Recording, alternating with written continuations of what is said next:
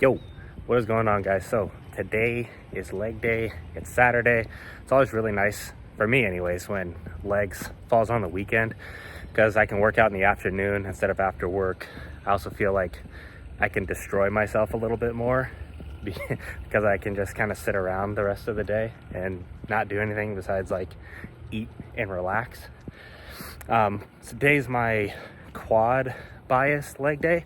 Still has a decent bit of hamstrings in there though. So right now what I'm gonna do is go to my apartment gym. I'm on my way there right now, and I'm gonna start with hamstrings. So that's gonna be 4 sets, and on the 4th set is gonna be a drop set. And then after that, I will finish the rest of my workout at my main gym over there at Rye Canyon. So I'm about to get in the apartment gym right now and get after it.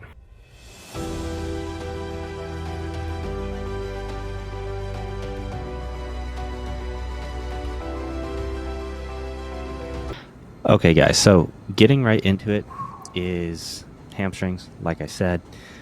Now, I've explained this a few different times, I believe, but I do hamstring curls, seated hamstring curls. I do these at my apartment gym because my current gym does not have a good seated hamstring curl machine. And I specifically want to do seated hamstrings on this day.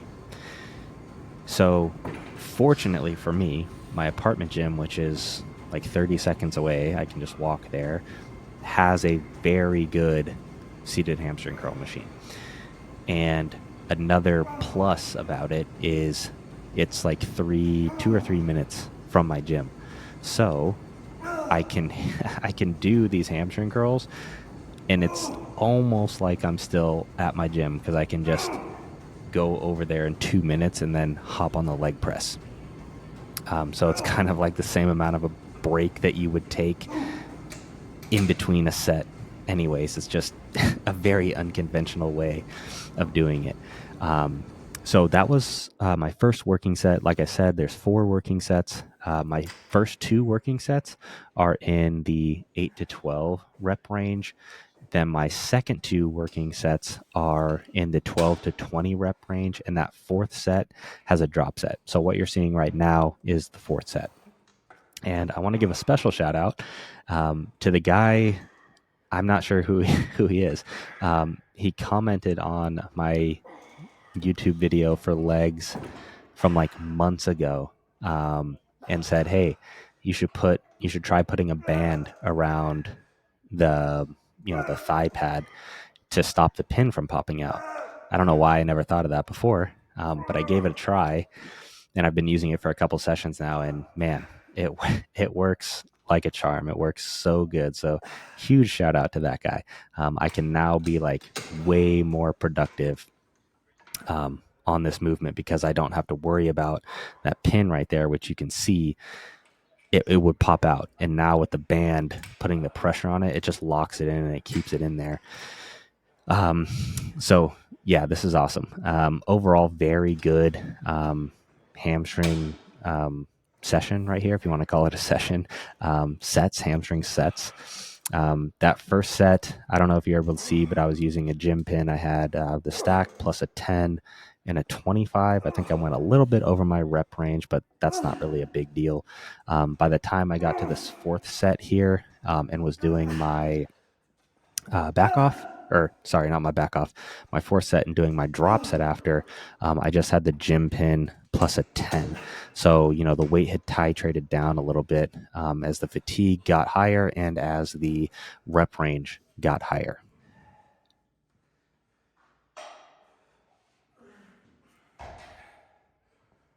All right, so first little part of the session is done. Now I'm heading over to my main gym, which I mentioned before, which is where I'm going to start the rest of my leg. So it's like a 3-minute drive. So I'll still have a massive pump by the time I get over there. And then I'll get started on the leg press. So I'll see you guys when I get there.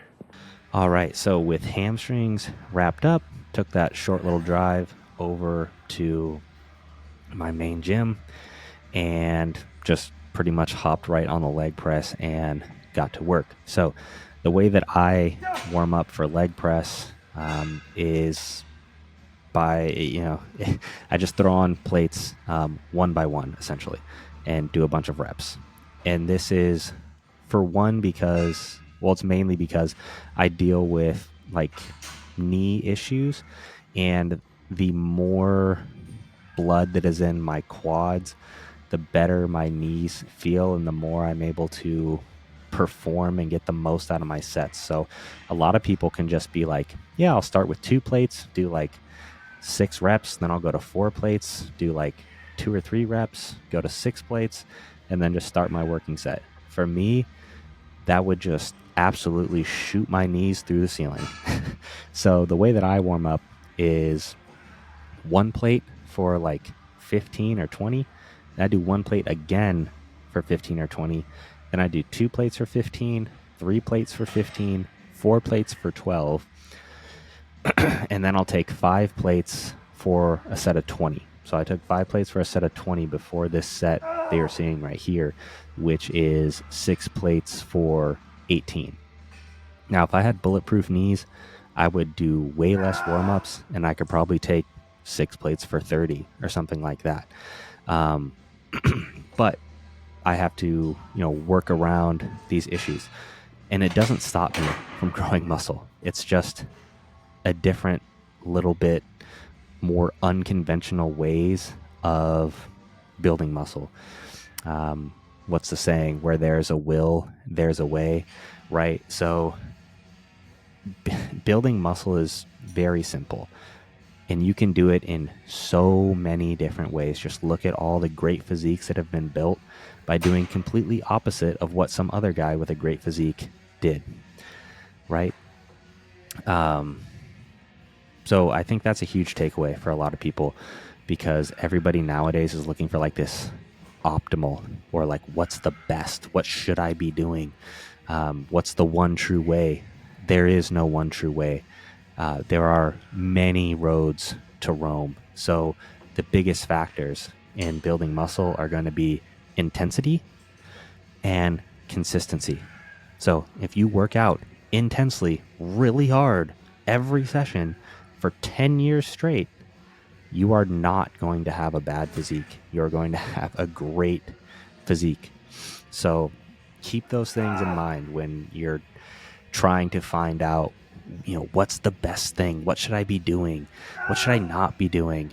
Just find the things that work for you, and understand that, maybe what works for somebody else isn't going to work for you, because of genetics, or because of injuries, or because of access, or whatever. So that first set, 6 plates for 18. After kind of doing, I don't call it a working set. It's like my final warm up, the 5 plates for 20. And the 6 plates for 18 was after that. But that's the one I consider my first working set. Then my second working set was 6 plates for 12. So I do 2 sets on the leg press, and then I'm coming over to do 2 sets of the hack squat. So by this time, my legs are fully blown after 2 sets of leg press. So for one, that helps me keep my hack squat weight down. Like if I entered the hack squat first, again, my knees would probably shoot into the fucking ceiling, and I would also have to do like 5 plates instead of 3 plates, which would, again, cause my knees to not only shoot through the ceiling, but go to the fucking moon. So coming into here, plan is 2 sets. I try to control the eccentric as much as I can here, and not rubber band out of the bottom, so that I'm really using my quads as much as I possibly can. Now, this set, I ended up cutting it a little bit short, because I felt, you can see right there, I'm stretching my knee. I felt my knee, I don't know how to describe it really. It's just like this internal feeling. I was like, another rep might not be a good idea here. So I cut the set, and then as I was resting in between, making my mind up, do I want to do another set, or is that going to be a bad idea? So came to the conclusion that like it's not worth it. One of my favorite sayings from Alberto Nunez is, one rep won't make you, but one rep can break you. And this is something I think about, a fair bit of time when I'm contemplating doing something stupid. I'm like, do I really want to do that? Because again, like I said, consistency over a long period of time is how you get to the top in bodybuilding. If you do something dumb and tear a muscle or blow a knee out, that's all it takes to end a career. And so it's like, if you ask those people who do those kind of things, hey, would you do that again? Of course they're going to say no. So if they would have just pulled back that one time, maybe that changes their whole career. They don't blow their knee out. They don't blow their quad out. And they compete at the highest level for like 10 years instead of never getting there, never realizing that potential. So that's something to keep in mind. If there's ever like an iffy, if something ever feels iffy in the gym, just don't do it and just come back next week and see how things are feeling. So because of that, I cut that second set. I said, I'm not going to do another set on the hack. And I went over here to the leg extensions where I don't have any pain. And I just said, I'm going to make up for that hack squat set by doing an intensity technique on this leg extension. So what I did was a cluster set. I think I did 4 clusters. I did 3 or 4 clusters. I can't really remember. For those of you who don't know what a cluster set is, it's basically replicating the back end of whatever your main top set is. And those are the most effective reps, right? So say you're doing a set of 10 reps, 6 through 10 or 7 through 10. Those are the most effective out of that entire set. The entire set is effective, but those reps specifically, if you're going to failure, are the most effective. So a cluster set replicates that back end multiple times. So it's like you did 4 really hard sets, but you just cut out the first 3/4 of the set. So you can see here, my reps drop off significantly.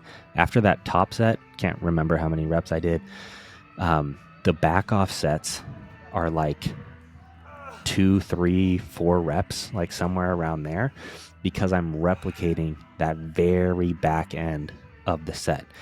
And if you haven't done this intensity technique, I would not suggest doing 3 or 4 drops, they're not drops. Doing 3 or 4 clusters, just do like 2 clusters maybe. Because I'm telling you right now, this will absolutely ruin you. Another piece of advice, if you want to do cluster sets, do not do them on exercises that are not safe. So a barbell back squat, that would be a really dumb idea. Barbell bench press, that would be a really dumb idea. Do them on things that are heavily braced and that you are secure in, and that the risk of injury is like super low if something goes wrong. So something like a leg extension is great.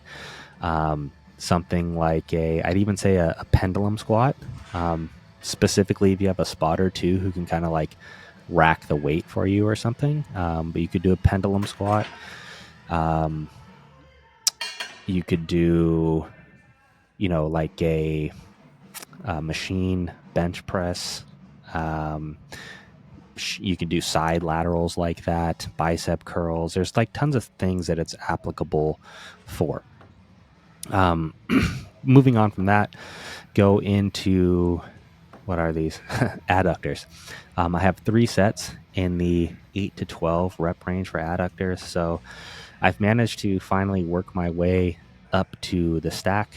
Man, the UK guys are just so wild at adductors. I don't understand it. They'll do like the stack like with 245s on a gym pin. I'm just like, what in the hell?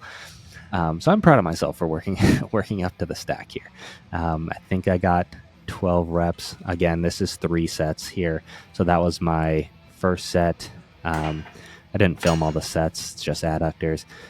The next couple sets, I think they dropped off. I dropped the loading just a little bit. But yeah, I'm looking forward to kind of like, now that I'm doing the stack, to start slowly introducing the gym pin there and just working the weight up. So next, I went into my last exercise, which we recently just introduced for a little bit of extra hamstring volume. And man, this piece is so good.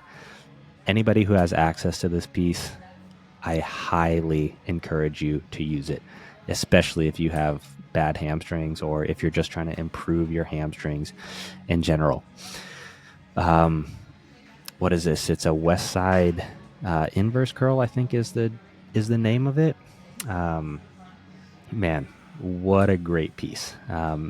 GHRs are amazing for hamstrings, but most people, I shouldn't even say most people, like the vast majority, like 99% of people cannot do a true GHR. So this one with the counterweight on there, man, it's so good. Like my hamstrings felt like they were gonna cramp. You're able to contract them so hard on this, and it just feels excellent. You can get a great stretch on them, great contraction on them. When you are doing these, it's very easy to just use your lower back to lift yourself. So be cautious about that. Use more counterbalance than you probably think you need so that you can learn how to do these properly. The way you should be doing this is lowering yourself all with your hamstrings. And then when you've gotten to about parallel, you need to think about digging your knees into the pad in order to contract your hamstrings to pull yourself up. If you're doing that, your hamstrings are going to feel like they're about to cramp or like just rip off the bone. But that's how you do this. It's very easy to just essentially like lower back extension yourself up, and that completely ruins the exercise. So keep those things in mind if you do have access to this. But yeah, overall, that is my full session, legs A. Very productive session here for me. Man, I was so sore for like 3 days, I think, like debilitatingly sore. By the fourth day, I think I started to kind of improve and feel better. But yeah, if you guys are interested in giving a workout a try, definitely give this one a try. And I will catch you guys in the next one. Peace.